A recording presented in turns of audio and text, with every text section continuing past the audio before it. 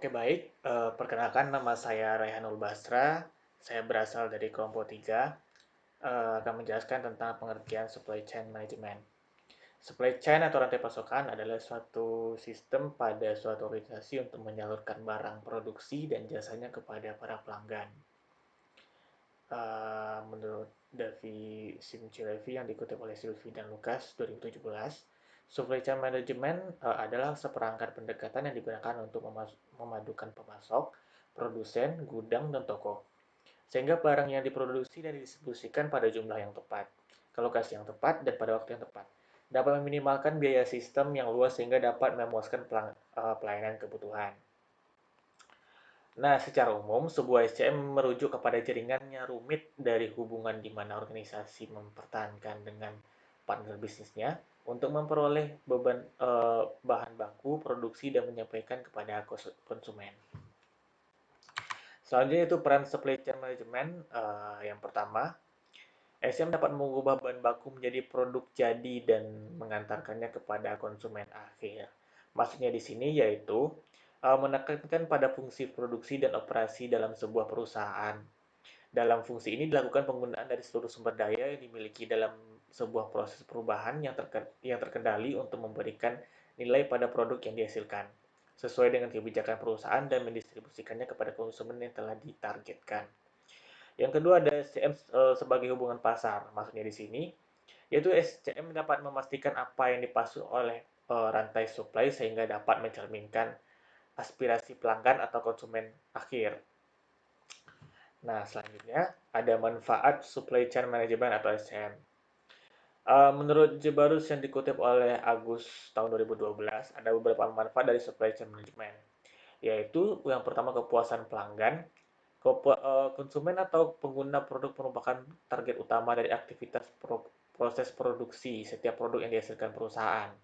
Konsumen atau pengguna yang dimaksud dalam konteks ini tentunya konsumen yang setia dalam jangka waktu yang panjang. Yang kedua ada meningkatnya pendapatan. Semakin banyak konsumen yang setia dan menjadi mitra perusahaan berarti akan turut pula meningkatkan pendapatan perusahaan, sehingga produk-produk yang dihasilkan perusahaan tidak akan terbuang percuma karena diminati oleh konsumen. Yang ketiga ada menurunnya biaya. Nah, maksudnya di sini yaitu penggabungan aliran produk dari perusahaan kepada konsumen akhir dapat mengurangi biaya-biaya pada jalur distribusi. Yang keempat, pemanfaatan aset semakin tinggi. Aset terutama faktor manusia akan semakin terlatih dan terampil baik dari segi pengetahuan maupun keterampilan. Tenaga manusia akan mampu memberdayakan penggunaan teknologi tinggi sebagaimana yang dituntut dalam pelaksanaan SCM. Yang kelima, ada peningkatan laba. Dengan semakin meningkatnya jumlah produsen yang setia dan menjadi pengguna produk, maka ini dapat meningkatkan laba pada perusahaan juga. Yang terakhir ada perusahaan semakin besar. Perusahaan yang mendapat keuntungan dari segi proses distribusi produknya lambat laun akan menjadi besar dan tumbuh lebih kuat. Nah, selanjutnya ada prinsip supply chain management. Nah, menurut Anderson, Brin, dan Favre yang dikutip oleh Eko dan Angga tahun 2017, terdapat 7 prinsip dalam SCM yang diperuntukkan bagi manajer dalam merumuskan keputusan strategis. Yaitu yang pertama ada segmentasi pelanggan berdasarkan kebutuhannya. Yang kedua, menyesuaikan jaringan logistik untuk melayani kebutuhan pelanggan yang berbeda. Yang ketiga, dengarkan, simak, pasar, dan jadikan sinyal tersebut sebagai dasar dan perencanaan kebutuhan atau demand planning. Sehingga bisa menghasilkan ramalan yang konsisten dan alokasi sumber daya yang optimal. Yang keempat ada diferensiasi produk pada titik yang lebih dekat dengan konsumen dan percepat konversinya di sepanjang rantai supply chain management. Supply chain. Nah, selanjutnya ada kelola sumber-sumber supply secara strategis untuk mengurangi ongkos kepemilikan dari material ataupun jasa. Berikutnya, kembangkan strategi teknologi untuk keseluruhan rantai supply chain yang mendukung untuk mengambil keputusan, berhierarki, serta berikan gambar yang jelas dari aliran produk, jasa, maupun informasi. Yang terakhir ada adopsi pengukuran kinerja untuk sebuah supply chain secara keseluruhan dengan maksud untuk meningkatkan pelayanan kepada konsumen akhir. Baiklah, mungkin itu saya Rian Basra, mungkin selanjutnya akan dilanjut oleh Anissa Salsabila. Baiklah, di sini saya akan menjelaskan poin terakhir dari supply chain management atau SCM. Di sini ada komponen rantai supply chain management. Ada 3 komponen dari SCM. Yang pertama adalah rantai supply hulu. Nah, di sini rantai supply hulu ini meliputi aktivitas dari suatu perusahaan dengan para penyalurnya. Para penyalur ini bisa berupa manufaktur, assembler, atau keduanya, dan koneksi terhadap mereka kepada para penyalur. Di dalam upstream supply chain ini, fokus utamanya adalah yaitu pada aktivitas pengadaan produk.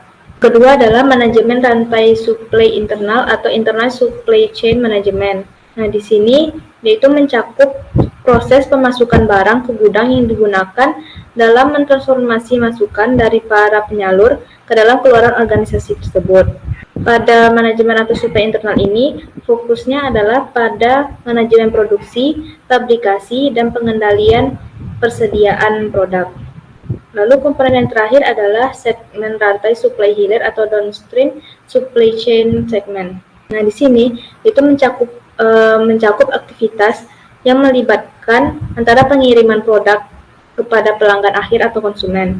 Di dalam komponen ini, fokusnya itu kepada para distribusi, pergudangan, transportasi, dan sales service. Lalu selanjutnya ada Customer Relationship Management atau CRM.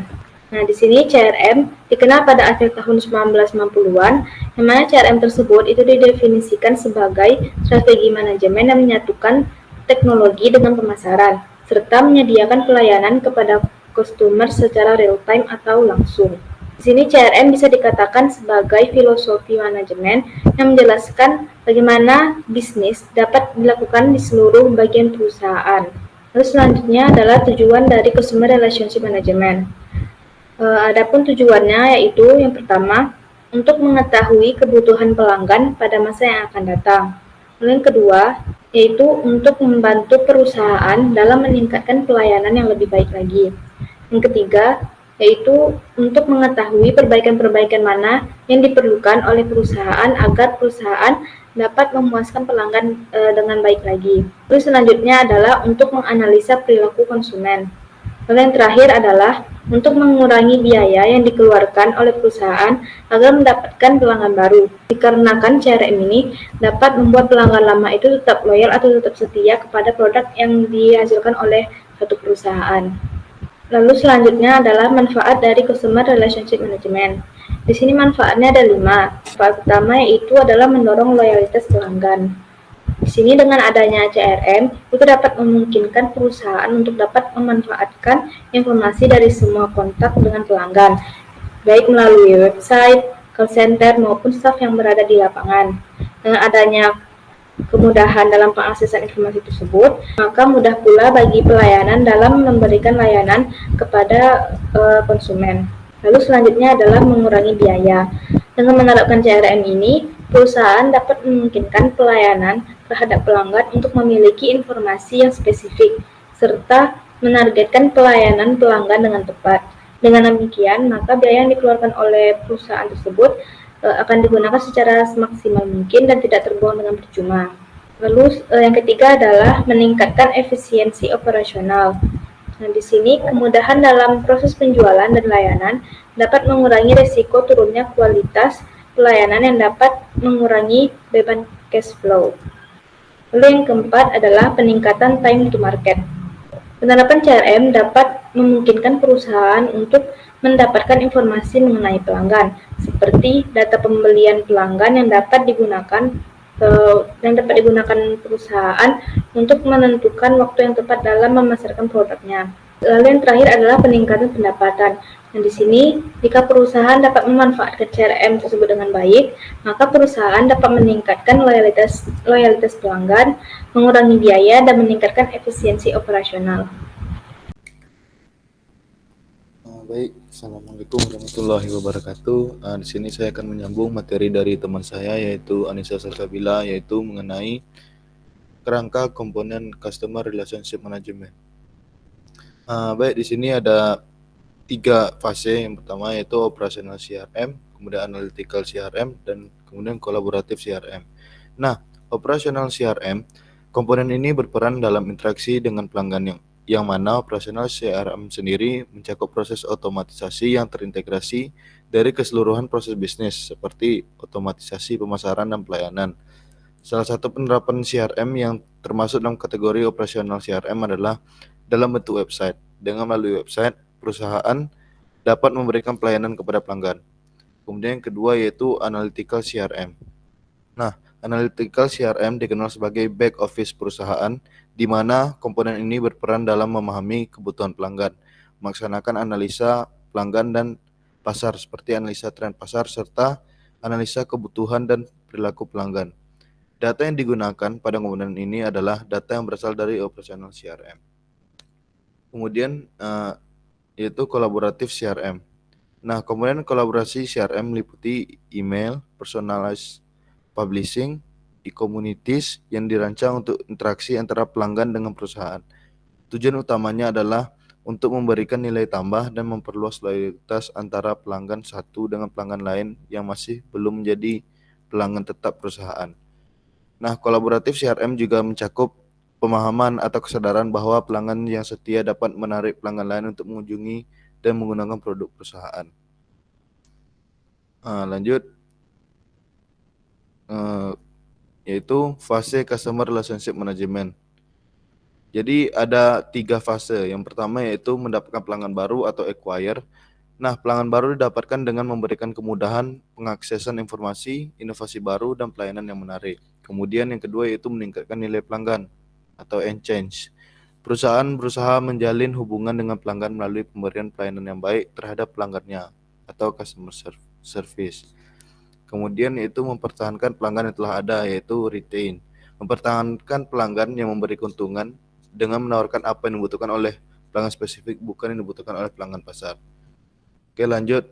Kemudian yaitu hubungan supply chain management SCM dan customer relationship management CRM.